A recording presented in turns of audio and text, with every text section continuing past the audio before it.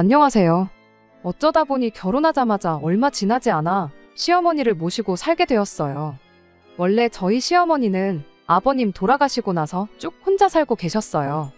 3명의 자식들이 십시일반 보내고 있던 용돈으로 생활비를 하고 계셨죠. 결혼 전에는 시어머니도 혼자 사는 게 더 편하니까 괜히 모신다니 어쩐다니 그러지 말고 같이 살자고도 안 할 테니 합가 걱정도 하지 말라는 말을 하셨는데 저희 결혼한 지 2년 만에 시어머니가 혼자서 지낼 수 없는 상황이 오게 되었어요. 어머님이 뇌졸중으로 쓰러지셨거든요. 원래도 고지혈증이 있어서 특히 더 조심하고 있었는데 갑작스레 찾아온 사고였어요.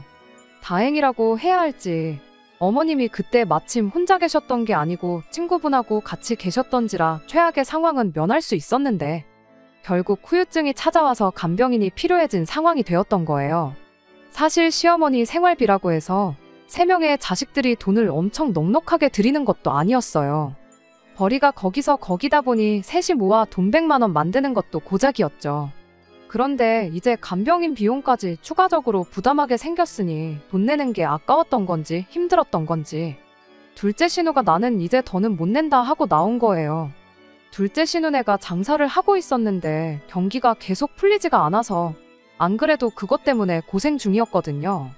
그 상황은 이해가 가지만 제일 중요한 순간에 저렇게 나오니 적잖이 당황스러웠습니다. 그래도 시어머니가 연금 나오는 것도 조금이나마 있었고 그동안 용돈 100만 원 받으면 10만 원씩이라도 따로 모아두신 게 있어서 그걸로 모자란 비용을 충당하고 있었는데 난데없이 큰 신우까지 둘째도 안 내는데 나는 왜 이걸 내고 있어야 되냐며 배째라고 돈을 안 보내기 시작한 게 발단이 되었던 거예요. 나중에 알고 보니 큰 신우랑 둘째 신우가 너는 왜 안 보내냐 하고 그걸 가지고 둘이 기싸움을 하다못해 실제로 다투기까지 했는가 봐요. 결국엔 남편이 나서서 신우들을 중재해주긴 했는데 결과적으로는 둘이서만 화해하고 큰 신우도 돈을 안 보내는 쪽으로 이야기가 끝난 게 문제였어요. 돈을 안 주지는 않을 건데 둘째네가 다시 그 돈을 낼 때까진 자기도 돈 한 푼 낼 생각 없다고. 자기도 남편하고 자기네 시댁에 얼마나 눈치가 보이는 줄 아느냐 하면서 결국 모든 책임을 저희 집에 돌려버린 거예요. 아들이 부모 모시는 게 당연한 거 아니냐는 논리였죠. 결국 남편 혼자 버는 걸로 시어머니 생활비에 간병비까지 댈 수가 없었으니 시어머니를 저희 집에 모시게 되었던 겁니다. 어머님 댁 전세금 빼와서 그걸로 우리 집 생활비도 보태고 간병인을 쓰면 되는 거 아니지 않냐는 취지였지요. 코로나만 끝나면 둘째 누나네 가게가 살아나는 건 시간 문제가 아니겠냐고. 둘째 누나네 형편만 풀리면 큰 누나도 다시 돈을 보내주기로 했으니 그때부터는 어머니 돈으로 간병인만 쓰면 되는 거라나요. 뭐 저보고 회사까지 그만둬가며 시어머니를 봉양하라는 것도 아니고 그렇다고 몸까지 안 좋은 시어머니를 돈 얼마 아깝다고 내칠 수도 없는 노릇 아니겠나요. 게다가 제 위로 오빠가 있는데 저희 오빠가 저희 친정 부모님을 모시고 살고 있거든요. 저희랑은 경우가 조금 다르긴 하지만 그래도 저희 새언니도 군말 없이 살고 있는데 저희 오빠는 해도 되는데 나는 안 된다고 내로남불하는 건 조금 아닌 것 같았죠. 그래서 결국 결혼한 지 2년 만에 시어머니를 저희 집에 모시게 되었어요. 말씀드렸다시피 간병인을 집으로 불렀다 보니 시어머니를 모시고 사는 게 그렇게 힘든 일은 아니었어요. 이렇게 신세를 지는데 내가 몸이 불편해서 집안일도 못 도와준다시며 엄청 미안해하셨죠. 그런데 시어머니를 집에 모시고 또 2달도 안 지나서 문제가 생겼어요. 신우들이 왜 엄마 집 전세금 뺀 돈을 니네들이 다 쓰냐고 들고 일어난 거죠. 어머님이 돌아가시면 그 돈은 형제들이 사이좋게 셋이 나눴을 돈 아니었냐고.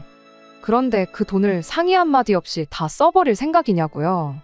저는 저 인간들이 진짜 자식은 맞나 싶었어요. 그래도 생활비 내드리고 하는 걸 봤을 땐 자식돌이는 하는 인간들인 줄 알았거든요. 어머님이 가지고 온 전세금이 뭐 몇 척하는 거액이었으면 또 몰라요.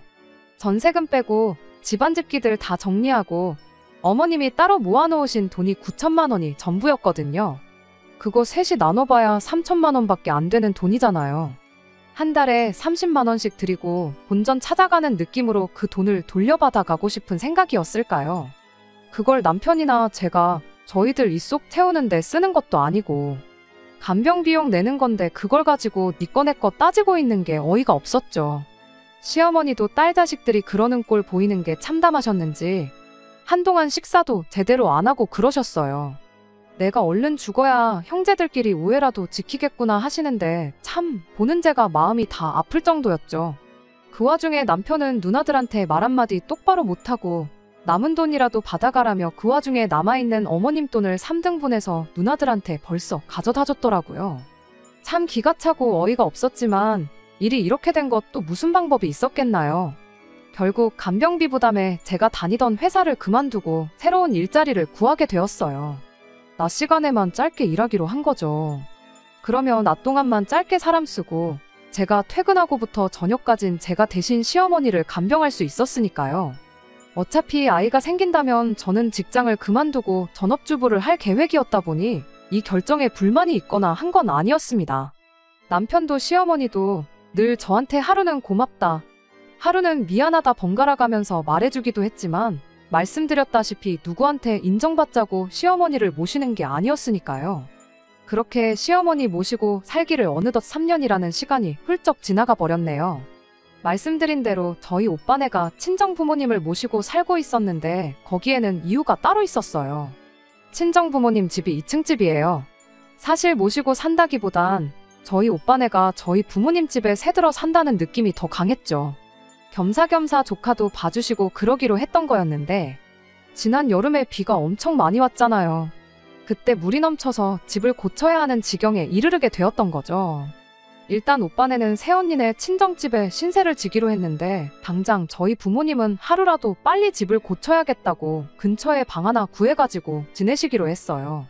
청소에 공사까지 대충 3주 정도 예상한다고 하더라고요. 오빠네가 도와주면 참 좋긴 하겠지만 오빠는 출근해야 하고 새언니는 아이를 봐야 했다 보니 친정부모님이 엄청 고생하시게 생겼던 거였죠. 그 이야기를 들으니 자식된 입장에서 그게 참 마음에 걸리더라고요. 제가 뭐 공사를 돕거나 그럴 수는 없지만 청소하는 거 정도는 도울 수 있는 거 아니겠어요. 그래서 남편을 밖으로 불러내서 3주만 친정에 다녀오면 안 되냐고 물어봤죠. 그런데 남편은 고민하는 척도 안 하고 대번에 안 된다고 거절을 해왔습니다. 그럴싸한 이유라도 있었다면 제가 말을 않겠어요. 안 되고 하는 이유가 시어머니 간병은 그럼 누가 하냐는 이유였거든요. 제가 뭐 친정 가서 평생 살겠다는 것도 아니고 고작 3주인데 심지어 일하는 데서도 부모님이 고생하시는데 당연히 다녀와야 하는 거 아니겠냐며 제 사정을 봐줬거든요. 그런데 가족이라는 사람이 남보다도 못한 발언을 하고 있으니 어이가 없었죠. 3주만 간병인 불러서 쓰면 되는 거 아니겠냐 했더니 제가 일까지 쉬게 되었으니 그만큼 벌이가 줄어드는 거 모르냐고. 우리 형편에 하루 종일 간병인 부르는 게 말이나 되냐며 끝까지 안 된다고 하는 겁니다. 뉴스 보니까 물 넘친 사람들 정부에서 뭐 재난지원금 같은 거 준다고 본 거 같은데 장인 장모님이 그 돈으로 사람 써서 집을 고치면 되는 거 아니겠냐고 오히려 저한테 따져 묻더라고요. 돈이 나온 건 맞긴 한데 액수가 그렇게 많은 게 아니에요. 200만 원 조금 안 되게 받으셨던 걸로 알아요. 배보다 배꼽이 더 큰 상황이니 직접 집수리하고 청소하고 하시겠다는 건데 무작정 돈으로 해결하라 하니 어이가 없었죠. 애초에 내가 멀쩡히 다니던 직장까지 그만둔 게 다 누구 때문이냐고 당신이 당신 누나들한테 어머님 간병 비용으로 쓰기로 했던 돈 3등분 해줘서 이렇게 된 거 아니냐 따졌더니 그렇게라도 해야 나중에 누나들한테 돈을 받을 수 있으니까 그렇게 한 거라고. 다 본전 생각해서 받아낼 자신이 있으니까 그렇게 한 거라는 거랍니다. 그러더니 급기야는 그럼 3주 친정 가는 거 보내줄 테니까 친정 부모님 앞으로 재난지원금 나온 걸 수고비로 받아오래요. 그럼 그 돈으로 간병인을 부르면 되겠다는 거죠. 정말이지 여지껏 시어머니를 위해 희생한 인연이 다 뭔가 싶은 생각밖에 안 들고 끓어오르는 화를 주체할 수가 없었습니다. 말씀드렸다시피 누구한테 인정받고자 시어머니를 모신 건 아니지만 지난 세월 나는 남편에게 돈까지 벌어오면서 지 아픈 엄마 병수발까지 들어오는 거 외에는 아무것도 아니었구나 하는 생각이 들더군요. 호의를 베푸는 건 한 번으로 족하다고 그게 반복되다 보면 당연한 줄 안다는 말이 딱 저와 제 남편을 두고 하는 말이었어요. 그리고 그때 마음을 정한 것 같아요. 그래서 남편한테 한마디 했죠. 네 부모가 소중한 줄 알면 남의 부모도 소중한 줄 알라고요. 나는 내 부모 힘이 되어주러 갈 테니 너는 너가 알아서 너 부모 챙겨라 말하고 그냥 그 길로 집으로 돌아가. 필요한 것만 대충 챙겨서 집을 나왔어요. 나오면서 그래도 몸성한 분이 아닌데 시어머니가 마음에 걸려 나오는 길에 비상금이라도 챙겨드릴까 했는데 이내 마음을 고쳐먹었죠. 이런 오지랖 때문에 신우들이고 남편이고 나를 호구로 알아서 저러는 거 아니겠냐 생각하고 집을 나왔습니다. 다른 사람도 아니고 지들 엄만데 어련히 자식들이 알아서 챙기겠거니 하고 생각했죠. 그렇게 친정부모님한테 도착하니 친정부모님이 새언니랑 한 집에 살고 계시고 있던 것 때문에 그랬나 별말은 하지 않으셨는데 그래도 표정을 보니 많이 후련하신 모습이었습니다. 그렇게 일주일 정도 친정부모님이 얻은 방에서 같이 지내면서 청소하고 고치고 공사하러 오신 분들 식사도 챙겨드리고 그렇게 보냈죠. 남편이나 시어머니가 어떻게 지내고 있을지 궁금해서 그런 건 아니고 갈아입을 옷이 좀 더 있으면 좋겠다는 생각에 집으로 향했어요. 남편하고 마주치기 싫어서 일부러 남편 출근 시간에 맞춰서 아침 일찍 집에 다녀왔죠. 시어머니 마주치면 어떤 반응을 보이려나 어떻게 대답을 해야 하려나 그런 걱정하면서 출발했는데 걱정을 할 것도 없었습니다. 남편이 그 일주일 사이에 집 비밀번호를 바꿔놓았더라고요. 시어머니가 집에 계신다 한들 몸이 불편해 혼자서는 거동도 못하시는 분이 문을 열어줄 리도 만무했죠. 결국 남편한테 전화를 걸었어요. 필요한 것만 가지고 나갈 테니까 비밀번호만 알려주고 오늘 집에 와서 다시 바꾸던지 하라고 그렇게 말했죠. 남편은 알려달라는 비밀번호는 안 알려주고 저보고 너 거기 딱 기다리고 한마디 하더니 그냥 전화를 끊어버리더군요. 보아하니 집으로 오려는 것 같은데 밖에서 기다리기도 싫고 그냥 집으로 가버릴까 하다가 남편 하는 거 보고 그냥 이참에 있는 짐 다 챙겨서 나와야겠다 싶었어요.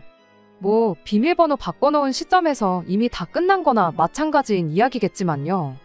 한 30분이 지나니까 남편이 진짜로 집으로 왔어요.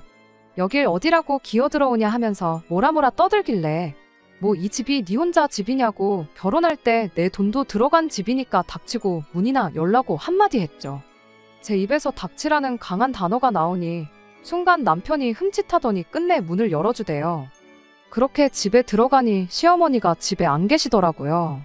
어머님은 어디 계시냐고 물었더니 아픈 시어머니 내치고 집 나간 주제에 그건 네가 알아서 어디다 쓰려고 그러냐고 하는데 저 인간이 지금 뭘 믿고 저렇게 큰 소리를 치고 있나 싶었죠. 그래서 알겠다고 궁금해하지도 앞으로 평생 가도 어머님 어디 계신지 물어보지 않을 테니까 당신도 절대로 내 앞에서 시어머니 이야기는 입도 뻥끗하지 말라고 했죠. 이미 시어머니 간병을 이유로 친정부모님 도와드리는 거 못하게 했을 때부터 제 마음은 떠나갈랑 말랑하는 와중인데 일주일 사이에 현관문 비밀번호를 바꿔놓질 않나? 자기가 이기적이었다, 미안했다 하고 장인 장모님 잘 도와드리고 오라고 사과를 해도 모자랄 판에 저렇게 큰 소리를 내는 이유가 뭔가 싶었죠. 일주일 만에 짐 찾으러 돌아온 제가 혹시 집에 돌아오고 싶어서 간이라도 한번 보려고 분위기 파악하러 찾아온 거라 생각했던 걸까요? 남편이 옆에서 혼자 떠들던 말던 비밀번호 알려주고 다시 바꾸면 되는 걸 뭘 아픈 엄마까지 마누라한테 떠넘기고 돈 버느라 바쁜 양반이 직접 와서 문까지 열어주냐 하고 저는 제 짐을 챙기기 시작했어요. 괜히 말 한마디 잘못 꺼냈다가 시어머니 이야기 꺼내지 말라고 대답한 제 말에 남편은 어쩔 줄을 모르고 발만 동동 구르고 있었죠. 처음엔 당장 필요한 것만 챙겨올 계획으로 왔던 거다 보니 가방 하나 들고 온 게 전부라 생각보다 많은 짐을 챙길 수가 없었어요. 그런데 그날 또 대충 필요한 것만 챙겨서 가봤자 나머지 짐 챙기러 올 때 또 바뀐 비밀번호 때문에 씨름하고 있을 게 뻔한데 최대한 그날 많은 짐을 가져가야겠다는 생각밖에 없었죠. 그래서 집에 있는 상자며 두꺼운 비닐봉지며 해서 그런 거 찾아다가 억지로 짐을 더 싸고 있느라 시간이 좀 걸렸습니다. 남편은 저한테 뭐 따져 물으러 와서는 주둥아리 잘못 놀린 벌로 아무 말도 꺼내지도 못하고 옆에서 궁시렁대고만 있었고요. 그런데 벼랑간 현관문 비밀번호 눌리는 소리가 나더라고요. 그 소리에 저도 남편도 흠칫 놀랐죠. 그 시간에 저희 집에 누가 찾아올 일이 없었으니까요. 문이 벌컥 열리는 소리에 나가보니 큰 신우가 시어머니를 모시고 왔대요. 일주일 만에 바뀐 현관문 비밀번호를, 나도 모르는 내 집 현관문 비밀번호를 시어머니 모시고 살기 시작하고부터 얼굴 한번 안 보고 지냈던 큰신우가 알고 있을 줄은 생각도 못했어서 그런가 그냥 그 사실 자체가 참 당황스러웠어요.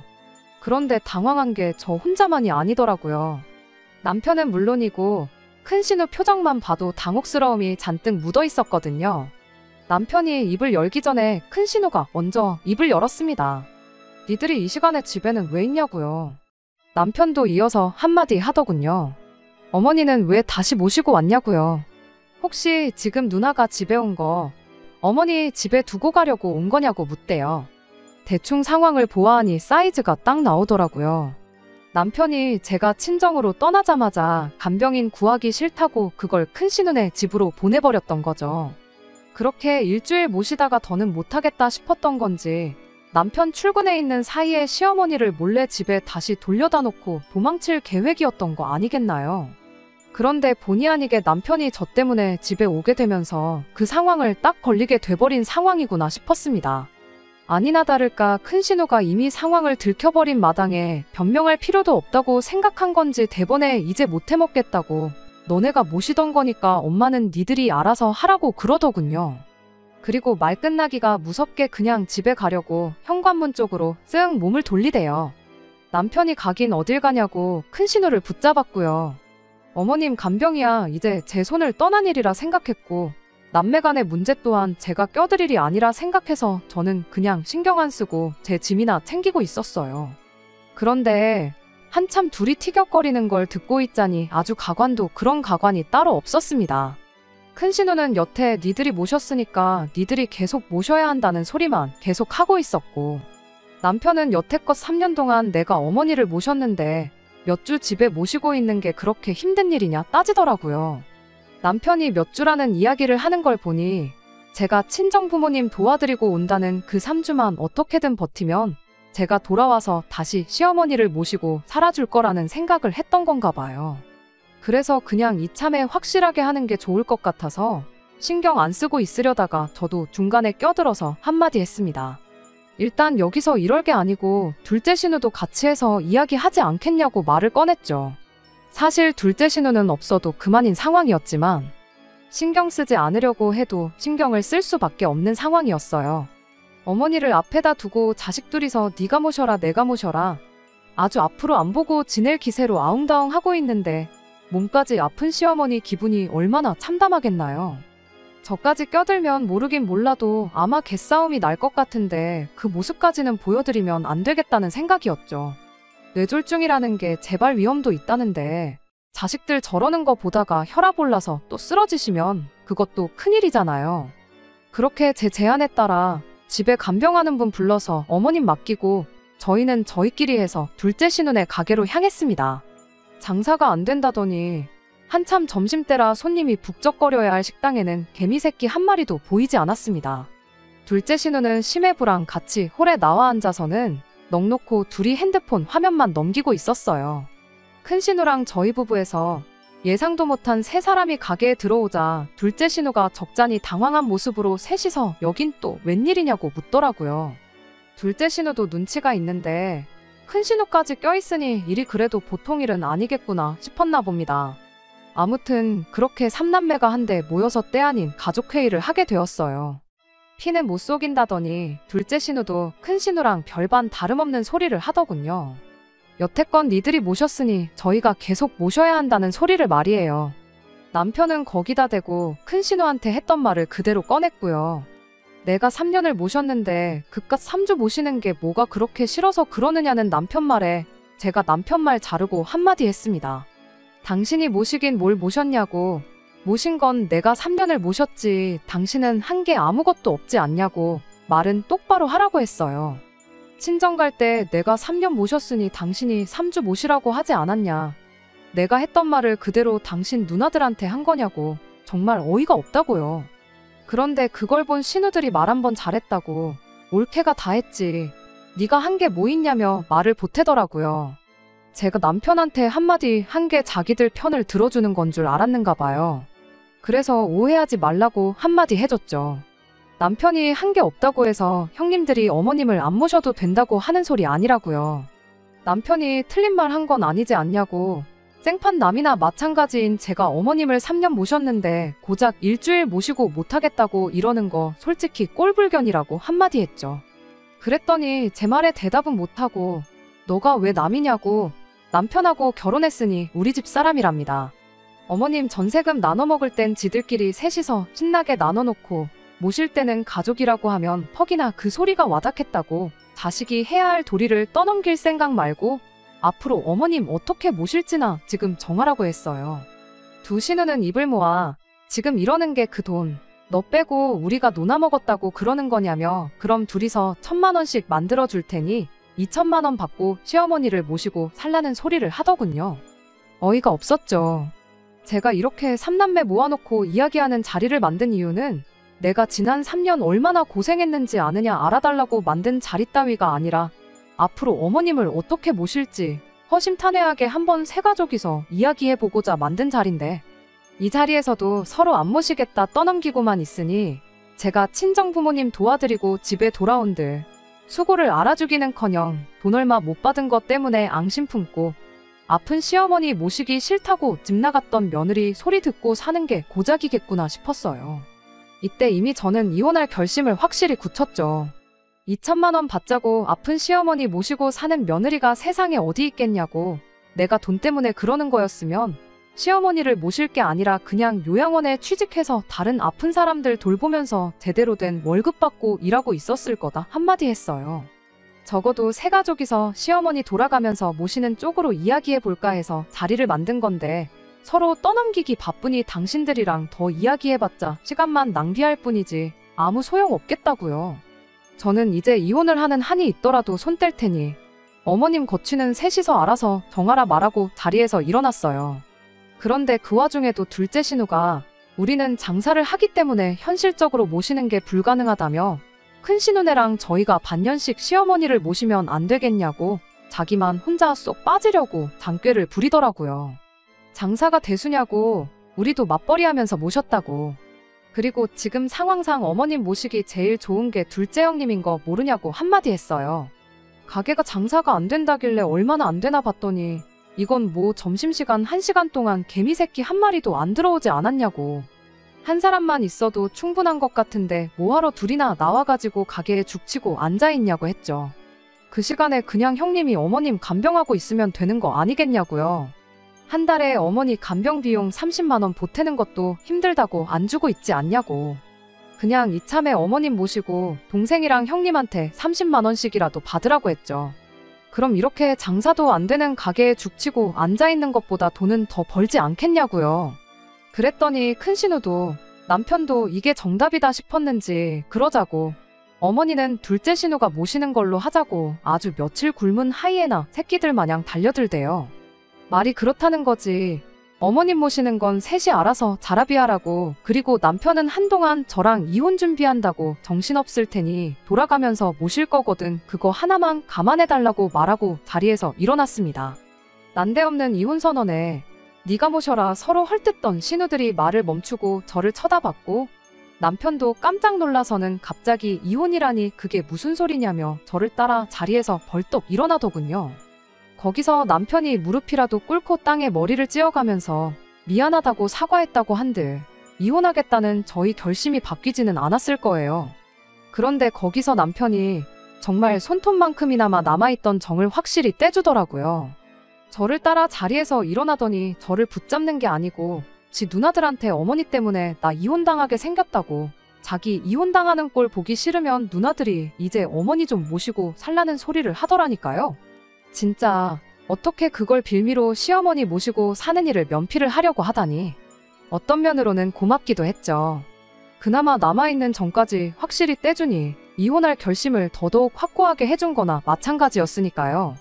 아니나 다를까 그렇게 말하고 짐 싸놓은 거 챙겨서 친정에 돌아왔는데 남편이 전화로 시어머니만 안 모시면 이혼 안 할 거냐고 묻길래 최대한 빨리 이혼 서류 만들어서 가져다 줄 테니 기다리라고 한마디 해주고 전화 끊어버렸어요.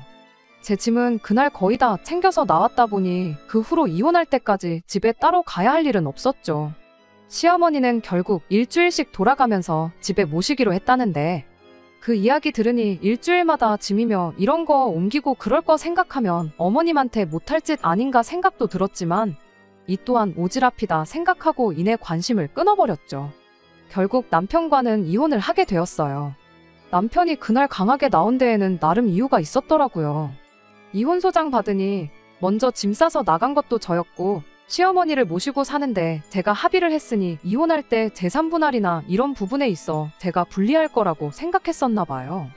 제가 진짜 이혼하자고 나올 줄은 예상을 못했다 보니 그걸 변호사가 아니고 이혼 한번 해봤던 친구한테 대충 어떻겠냐 의견 좀 물어봤던 것 같은데 그걸 이유로 자기가 강하게 나오면 제가 무서워서라도 이혼하자는 말을 못 꺼낼 줄 알았던 건가 봐요. 그런데 시어머니 간병하고 모시고 살면서 간병비 보탠다고 제가 일까지 나갔던 점이랑 이런 게 다 인정을 받아서 오히려 재산 분할을 절반이나 받아올 수 있었어요. 귀책 사유가 남편한테 있었다 보니 위자료까지 받아낼 수 있었죠. 돈 때문에 어머니를 모신 게 아니라고 하지 않았냐고 그럼 이혼할 땐 하더라도 재산 분할은 받아가지 말라는 개소리를 떠들고 있는 남편한테 그러니까 알아서 잘해줄 때 진작에 잘하지 그랬냐 한마디 해주니 3년간 시어머니 모시고 고생하면서 산 만큼은 아니지만 어느 정도 화가 풀리더군요. 그렇게 숙려기간이 다 끝나갈 무렵 남편한테서 연락이 왔어요. 시어머니가 마지막으로 한번 보자신다고 하는데 이혼하는 마당에 거길 다녀올 이유가 있나 싶었죠. 그래도 마지막으로 인사를 드리는 게 도리가 아닌가 싶기도 하고 마침 집에서 제 짐을 덜 챙겨온 게 있어서 겸사겸사 다녀오기로 했어요. 그래도 당신 모시기 싫다고 이혼하기로 결정한 며느리인데 시어머니가 많이 화가 나 있을 줄 알았는데 저한테 그동안 고마웠다고 한마디 해주고 싶어서 부르신 거라시네요. 당신 자식들 중에 제가 했던 거 반만큼이라도 당신 챙긴 자식이 있으면 온갖 억지를 써서라도 이혼하는 거 말렸을 거라고. 그런데 애석하게도 자식들이라고 있는 건 아픈 어미 앞에다 두고 서로 니들끼리 모시라고 떠넘기고 있는 꼴이니 정말 저를 볼 면목이 없다시면서요. 어머님은 요양원에 가기로 결심하셨대요. 일주일씩 번갈아 가면서 짐짝 취급 받는 거보다 그냥 맘 편하게 요양원에서 지내실 생각이랍니다. 자식들이 당신 돈 뜯어간 게 있으니 그 비용은 세 자식들이 똑같이 나눠내기로 했다나 봐요. 모실 사람이 없어지니 그런 부분에 있어서 합의는 빨랐나 봅니다. 아무튼 그렇게 몇 번이고 시어머니한테 고맙다는 이야기 듣고 그냥 마지막이라 생각하고 얼굴 한번 보고 싶어서 부르신 거라 말하곤 저보고 행복하게 살라고 한마디 해주시대요. 그리곤 자식들도 모르는 당신 남은 재산이라며 장롱한 구석에 숨겨놓고 계셨던 폐물들을 저한테 주시는 거예요. 지금 금시세면 못해도 2천만 원은 나올 거라며 가지고 있어봤자 자식 새끼들이 나눠 먹을 텐데 그 꼴은 못 보겠다고 저보고 가져가라시더군요. 제가 돈 때문에 어머님 모셨던 것도 아니고 제가 알기론 요양원 가시면 용돈 같은 것도 필요하실 거라고 제가 돈으로 바꿔올 테니 이 돈은 어머님 비상금 하시라 말하고 거절했어요. 어머님은 끝까지 이러다 나 죽고 돈 남으면 그마저도 자식들 나눠줘야 하지 않냐고 그러긴 싫다고 고집을 부리셨어요. 따지고 보면 당신 때문에 이혼당하는 건데 나한테 위자료 받아가는 거라 생각하라며 그 돈을 기어이 주시는데 그래도 끝까지 그 돈을 받지 않았어요. 그 마음만 받기로 했죠. 말 그대로 시어머니 환심 사서 돈 얼마 받자고 모셨던 것도 아니었고 이혼을 하기로 한 만큼 확실하게 모든 걸 끊어내는 게 맞다고 생각했거든요. 그 돈 받으면 괜히 마음만 무거워져서 찾아가게 되고 그럴까 봐서요. 결국 어머님은 그런 제 마음을 이해해 주셨고 그렇게 완전히 남편과 관련된 모든 것들을 털어놓을 수 있었습니다. 이 이혼이 시어머니 모시자고 했을 때 모시기로 했던 제 잘못이라고 하실 분들이 더 많을 거라 생각해요. 하지만 그때 시어머니를 안 모시겠다고 했다 한들 그 입만 살아서 나불대는 효자들 억지에 결국 이혼하게 되었을 거 아니겠나 싶습니다. 차라리 더 늦기 전에 일찍 손 털고 나와 제 인생 되찾고 시어머니도 요양원에서나마 자식들 눈치 안 보고 편하게 지내시게 된 지금이 제일 좋은 마무리가 아닐까 생각해요. 효도는 제발 남한테 떠넘기지 말고 직접 하자. 이렇게 한마디 하고 싶네요. 설령 남이 대신 해준다고 한다면 적어도 그 행동에 대해 고마움을 느낄 줄 아는 사람이 되었으면 좋겠어요. 생각난 김에 저도 저희 오빠한테 암만 한 집에 산다고 해서 새언니한테 효도 떠넘길 생각하지 말라고 한마디 해줘야겠네요. 끝까지 들어주셔서 감사합니다. 오늘의 사연은 여기까지입니다.